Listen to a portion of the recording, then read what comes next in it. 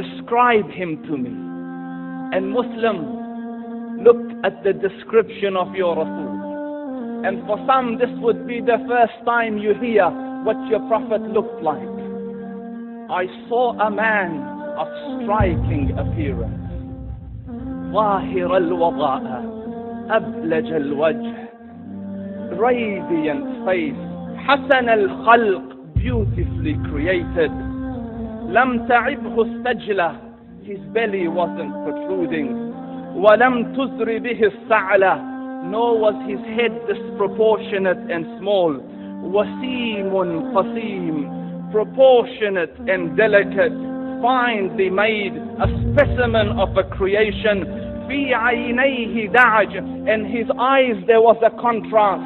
The dark was immensely dark, the white was excessively white. وفي أشفاره وطف, and his eyelashes were long. وفي صوته صهل, and in his voice was a natural echo. وفي عنقه سطع, and his neck was elegantly long.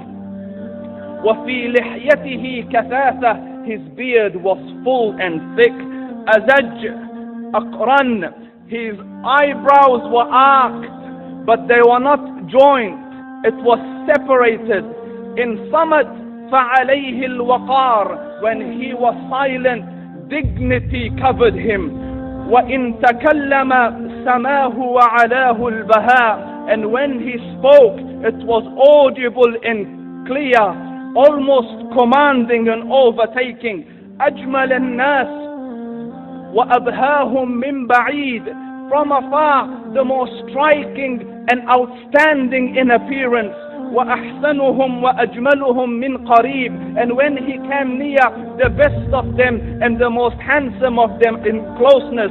حلو المنطق, so such an exalted and sweet level of logic.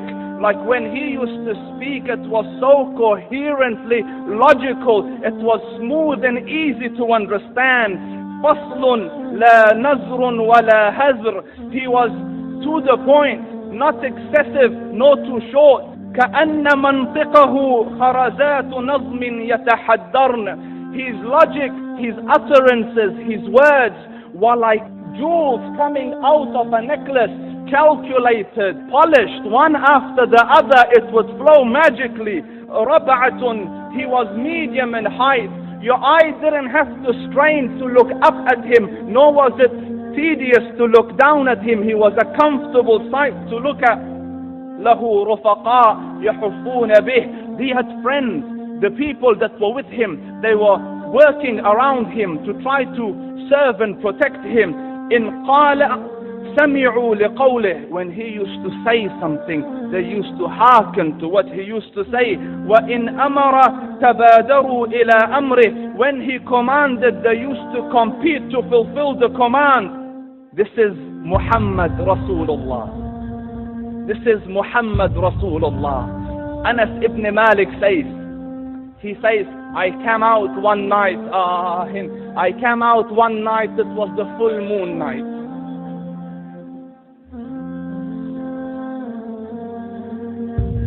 And I looked at the moon, and in the desert, understand, the moon is an awesome sight. It is smooth, it is radiant, it is clear, it is gentle compared to the scorching sun of which they are used to. So the moon was the epitome of beauty. So he says, I came out at a full moon night and I looked at the moon and I saw it, beautiful, handsome. So I said, let me go see if the moon is more handsome or my Prophet is more handsome. Let me see if that is more beautiful or the Prophet is more beautiful. So I went and I saw him standing afar. So I looked at his face and I looked at the moon and I looked at his face and I looked at the moon and I looked at his face and I looked at the moon, and he said, Wallahi, he was more handsome than the moon in its entirety. That is just the look of your Rasul. Aisha radiyallahu anha says, I was sewing with a needle. My needle dropped in the dark. I couldn't find it. I said, Ya Rasul, I can't find it. He moved his face close, and I swear, out of the radiance of his face, I found my needle. And the Prophet sallallahu alaihi wasallam was mind-bogglingly handsome, but his handsomeness was covered with waqar and jalal and hayba. The Sahaba say, when we used to sit at his feet, two feelings conflicting would come on the heart. The first one, you wanted to look at him.